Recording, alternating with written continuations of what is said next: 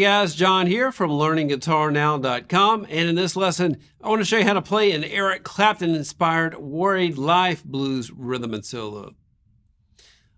This piece is inspired by the Worried Life blues off of Eric Clapton's 24 Nights double CD that I had. Used to listen to that one all the time. And back in the 90s, I can't remember what exact year it came out, but Eric Clapton had some really great tone and a great style of playing, specifically on that 24 Nights CD, which I wore out and listened to all the time. To get the tone for this lesson, I use this Strat here. It's my, I believe it's a 1980 Fender Strat, real heavy one. It's kind of like a Les Paul weight, close to 10 pounds on this Strat, so pretty heavy. I think it's 9.6 pounds or so. And then I used the Andrews Spectraverb connected to a 2x12 cabinet, and then also used the Maxon OD 808. We'll go ahead and take a look at a portion of the lesson for free. And if you would like to gain access to the full lesson, the interactive tab, the Guitar Pro, the backing track, also made a Neural DSP Tone King preset. Check out the All Access Pass. Okay, let's go ahead and start the lesson. Okay, now I'm going to break the solo lesson down for you into 11 separate licks. Once again, we're in key of C, 12/8 slow blues. Lick 1 is this.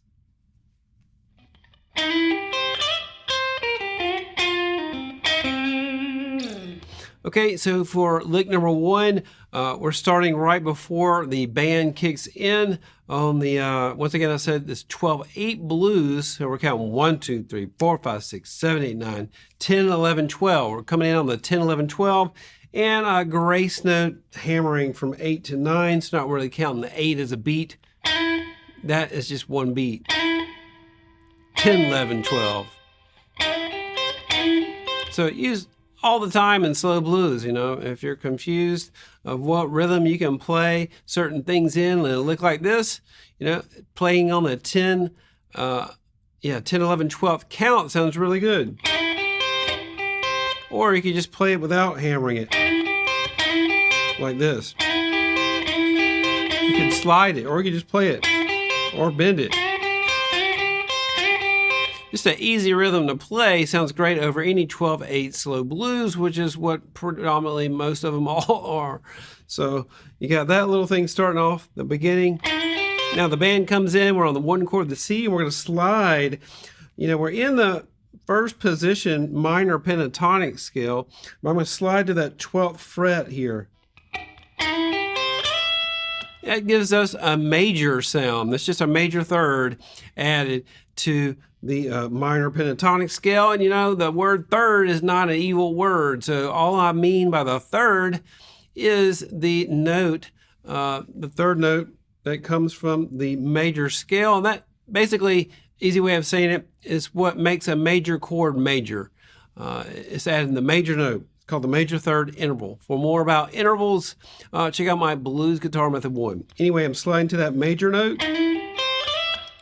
If you don't want to think about theory at all, add that note to a minor pentatonic, has a little bit of major sound. All I did was add the same thing. This right here is just the same note as this.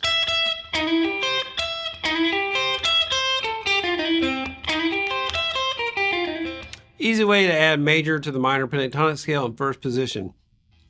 So Clapton will do that a lot, and lots of blues players will add that slide up to the major third right there. Sounds really cool. Now I'm going to go down the minor pentatonic scale. Rest. It's a pretty easy lick here. Adding some heavy vibrato on that D string. But notice that rest too after the major third. Rest. Anyway, really cool lick to start off a slow blues, I think. Okay, so that's it for lick number 1. All right, lick number 2 sounds like this.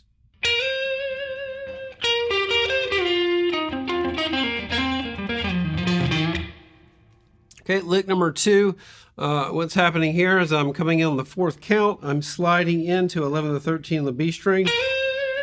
And some heavy Clapton style vibrato. Now I'm going to kind of change my picking a little bit, and you hear Clapton do that a lot. Pick instead of between the neck and the middle, you get a real warm sound. But if you pick between the bridge and the middle, you get more of a bright sound, and Clapton will do that a lot, especially on a lick like that.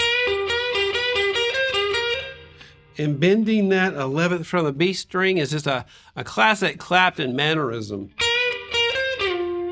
And then sliding in to that 4th interval here, this is the 4, this is the F note, that's the chord we're playing over, F9.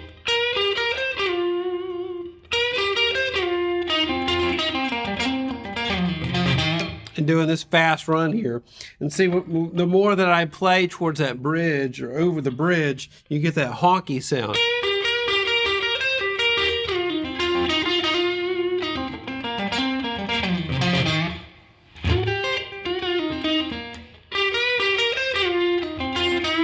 And so to get a more dynamic sound and a dynamic solo, you hear Clapton doing that a lot. You know, picking here above the neck pickup, and then switching here.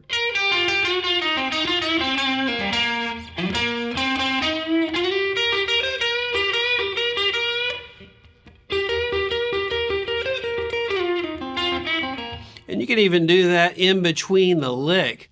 So to make your lick sound more dynamic and a little bit more attitude, change where you pick while you're playing the lick.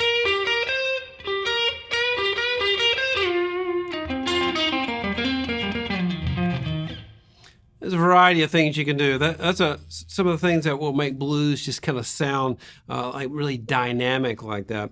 And so we're just going to slide down to here and do this little run. Pull off. The classic Clapton mannerism, quick hammer on. And then doing that little phrase.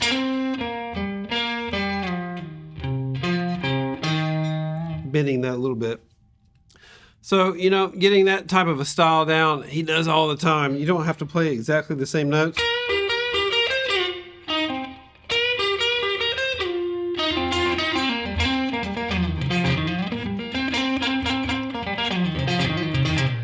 He's always doing kind of stuff like that. And, you know, it sounds more like it if you're going to pick a little further down here. Okay, so that's it for lick 2. Okay, well, that does it for this lesson. Like I mentioned previously, if you want to gain access to the entire lesson, as well as the tab, the backing track, the Neural DSP preset, check out the All Access Pass. All right, thanks for watching, and I'll see you next time.